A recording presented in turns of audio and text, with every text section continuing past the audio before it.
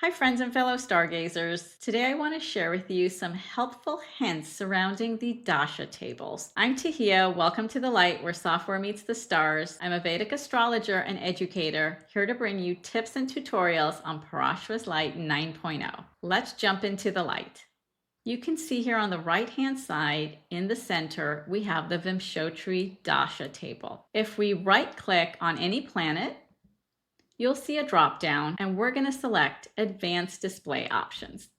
And you'll see a pop-up window with several options. The first option, age, is considered the modern way we count our birth date. So from when we're born to our first year is considered age 0. After our first year is considered age 1. After our second year is considered age 2, etc. The second option, year, is the traditional Jyotish or Indian system of counting age, where when we're born, that's considered year 1. After completing 1 year, you enter the second year.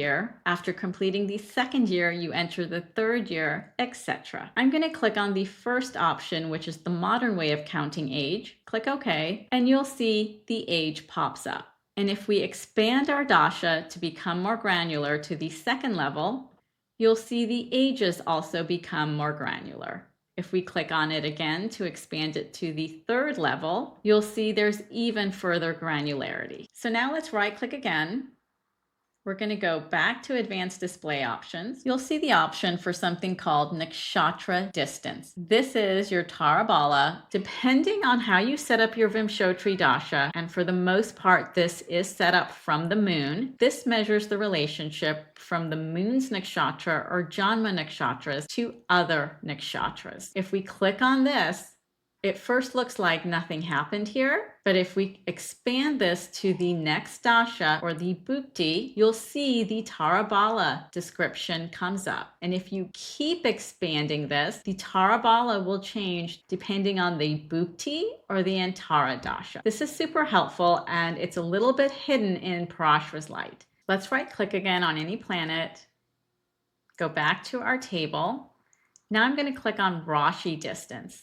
And this shows me the relationship between the dasha and the bhukti. You can see in this example in Jupiter Mercury, Mercury is 7 from Jupiter. If we go to the next dasha, which is Jupiter K2, that also happens to be 7 from Jupiter. If we look at Jupiter Venus, Venus is 8 places from Jupiter. If you expand this to the Antara Dasha, you'll see from Mercury to Jupiter, it's a 1-7 relationship. And you'll see from Mercury to Saturn is a 6-8 relationship. If you keep getting more granular, it's going to show the relationship between the last 2 bhuktis. I'm going to condense this back to the Mahadasha.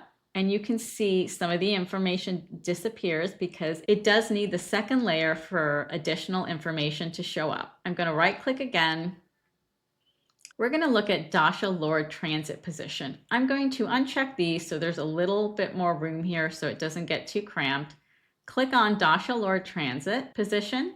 And now this will tell you when Jupiter Dasha started for this person on this date and year at this time, Jupiter was transiting Sagittarius. When this person moves to Saturn Dasha in 2035, Saturn will be in Cancer. Now let's expand this. And now we're going to look at this example as Jupiter Mercury. When this started in August of 2024, Jupiter was in Taurus and Mercury was in Cancer. In Jupiter K2, which will start for this individual in December of 2026, Jupiter will be in Leo and K2 will be in Cancer. If we continue to expand on this, you'll see there's even more granularity for when the Antara Dasha starts. It will tell you what sign that planet was transiting. Let's go back one more time.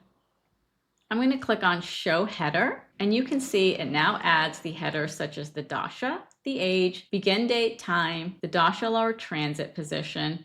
Let's say we want to add some of the other features that we did before, like Nakshatra Distance and Rashi Distance. You'll see those headers also came up. It does look a bit cramped. If you do have another monitor that you use for Parashara's Light, this will show a lot more cleaner. It's looking a little cramped because I am on a laptop. So I'm going to go back, click on Advanced Display Options again. I'm going to just unclick this so it looks a little bit cleaner. And now I'm going to click on No Border, but note that this is the border they're referring to. And if I click on that, Click OK, you'll see the border disappears. So that's some information about the Dasha tables. I hope that was helpful, and I'll see you in the next video. Bye for now.